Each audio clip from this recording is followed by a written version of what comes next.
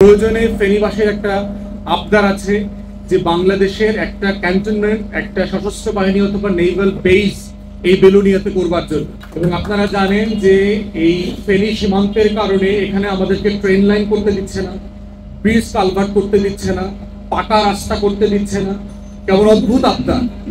বিলোনিয়া সীমান্ত থেকে শুরু করে আপনার মিরেরসরাই পর্যন্ত এবং পার্বত্য চট্টগ্রামের কিছু অংশ মিলায় প্রায় 1200 থেকে 1500 একরের একটা এক্সক্লুসিভ ইকোনমিক জোন করেছে, যেটা হচ্ছে শেখ মুজিবের নামে, এবং এই পুরো জোনটা দিয়েছে হচ্ছে ভারতকে। আমরা বিভিন্ন সূত্রে জানতে পেরেছি যে ভারত এই এলাকা থেকে আপনার একটা গোয়েন্দা বেস তৈরি করেছে এখানে, এবং ইসকনকে কেন্দ্র করে আমরা চট্টগ্রাম বিভাগে যে ক্যাওয়াসটা দেখলাম, এই প্রত্যেকটা ক্যাওয়াসের সাথে ধারণা করা হচ্ছে এই অঞ্চলের যে ভারতের তৎপরতা আছে সেটা দায়ী। Double million offer Walton fridge কিনে পেতে পারেন 20 লক্ষ টাকা, রয়েছে কোটি কোটি টাকার নিশ্চিত উপহার। প্রশ্ন হচ্ছে, কেউ যদি বাংলাদেশে ব্যবসা করতে চায়, শিল্পাঞ্চল করতে চায়, এটা করতে আমাদের কোনো আপত্তি নাই, কিন্তু ভারতের মতো একটা আগ্রাসী শত্রু রাষ্ট্র তাকে এইরকম একটা কৌশলগত জায়গায়, আপনারা যদি ম্যাপ দেখেন, ফেনী কিন্তু বাংলাদেশের চিকেন নেক। যদি এখান থেকে আপনি ফেনী নদীর উপরে ব্রিজটা ভেঙে দিতে পারেন, তাহলে কিন্তু বাংলাদেশ থেকে চট্টগ্রাম আলাদা হয়ে যাবে।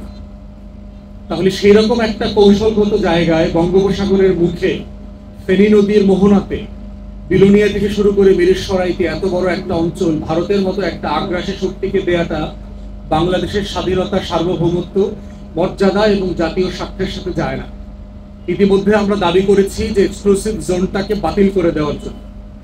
যদি বাতিল করতে না দেয়, তাহলে দ্বিতীয় অপশন হচ্ছে যে এখানে শুধু ভারত না, চীন, পাকিস্তান, রাশিয়া, আমেরিকা, প্রত্যেক রাষ্ট্রকে আপনি ব্যবসা করতে দেন, শুধু ভারতকে এক্সক্লুসিভ জোন দেওয়ার পক্ষে আমরা নই।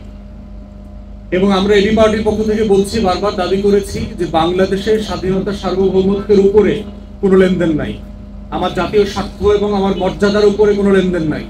আমি অন্য কারো অধিকারকে স্বীকার করি না।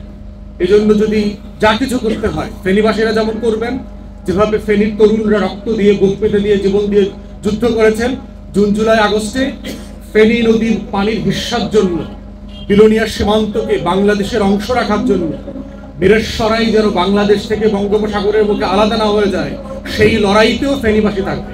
এবং এবি পার্টি এই লড়াইয়ের অংশীদার, আপনাদের সাথে থাকবে, ঢাকাতে বসে এবং সারা বাংলাদেশ থেকে ফেনীবাসীর সাথে এই সার্বভৌমত্বের লড়াইতে আমরা অংশীদার। আমরা বাংলাদেশ সরকারকে আহ্বান করছি যে ইতিমধ্যে আপনারা এই ইমিডিয়েটলি এই চুক্তিটাকে রিভিউ করেন। কি হচ্ছে এখানে? আমার দেশের ভিতরে, আমার মাটিতে আমি রাস্তা করব, ব্রিজ করব, ট্রেন করব, এটা ভারতের আপত্তিতে আমার 2 পয়সাও তো কিছু যায় আসে না। বাংলাদেশ রাষ্ট্রের স্বার্থ, ফেনী জেলাবাসীর স্বার্থটা হচ্ছে এখানে প্রাইম। তাই আমরা অন্তর্বর্তীকালীন সরকারকে আহ্বান করছি, যে সকল উন্নয়নের কর্মকাণ্ড, কার্যক্রম